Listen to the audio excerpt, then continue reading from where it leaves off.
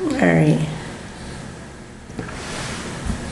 Good afternoon, everyone, and God bless. The name of this short story is A Blessed and Anointed Story. It's about a woman and a man that have been very close to me for many years. The woman was born in Kaiser, West Virginia. Unfortunately, she never laid eyes on her mother, and her grandparents took her to raise at 2 years of age, and she was raised in Corning, New York. She was adopted at 11. She knew that she was loved, but there was no affection that she craved, and she thanks the Lord this day that she is loving and she can embrace a perfect stranger. She has a ministry of prayer for everyone that is in need of encouragement, and she embraces in the prayer, and she thanks God, even though she never even had a hug, that she is willing to hug everyone because God is love. And He is no respecter of persons. At the age of 21, she married her first boyfriend, which he was very abusive to her. So she knows what abuse is all about, what suffering is all about. But through this marriage, she was blessed with 2 beautiful children, Crystal and Clayton. Unfortunately, one day we were separated, and he came to where she was staying and kidnapped the children and put them in a foster home. To this day, they are very bitter and unforgiving, and she has many regrets for this decision. But she thought, because of fear, that was the best thing to do, just to start over. She ended up in Atlanta, Georgia, and then a little town called Lake Blackshear, where she met her first Hispanic people. Her younger son also was born in Atlanta.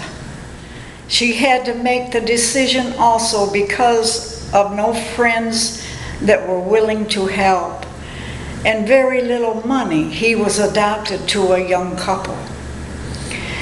She met her first Hispanic friends and was asked if she could come to Immokalee to manage a small bar. Being very innocent, she was willing to give it a try. She arrived in Immokalee, Florida at the age of 35. Very innocent, and little did she know what was in store for her. The first day, her 3 suitcases were stolen. She began to lay on the ground drinking wine, hopeless, just a lost soul.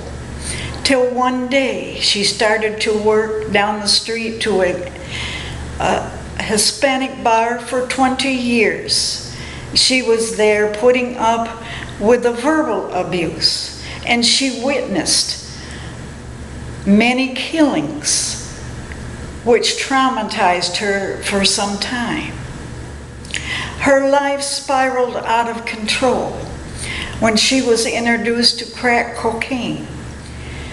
And then rock cocaine, she thought, was the end of her. She ended up being addicted for over 20 years.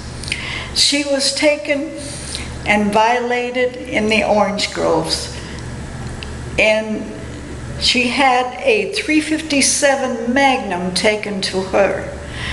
So she wants you to know, if you've been through any violence of any kind, God will get you through, even though you don't even realize it.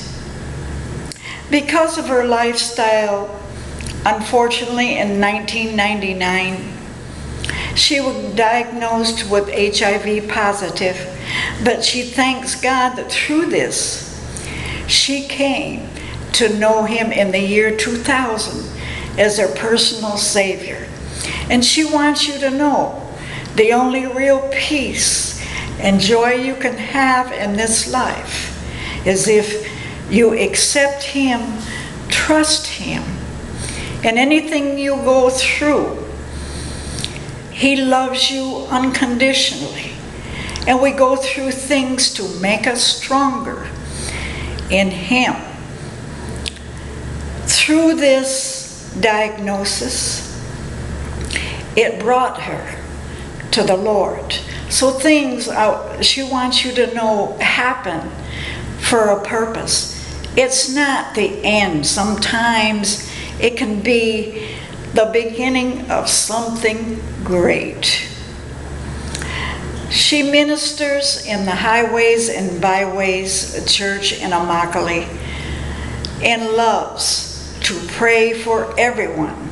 She may even see someone in a store and she just sees the look on their face that something is wrong. And she thanks God through all her drug abuse for so many years that He has given her much wisdom and has given her the compassion to reach out to others. When you go through something, get over it and reach out to someone who is suffering more than what you are going through. It's not all about us. It's all about reaching out to others and trying to make a difference in someone's life. This was the purpose, really, of this short story about her. To make especially women know that we do have a purpose in life. God has a plan, as He says in Jeremiah 29. He has a plan for everyone, no matter what walk of life we've chosen. God, in the end, will show us where we're going in our life. She urges you today, if you're going through something and just feel like giving up, just reach out. He has never left your side when you were formed in your mother's womb.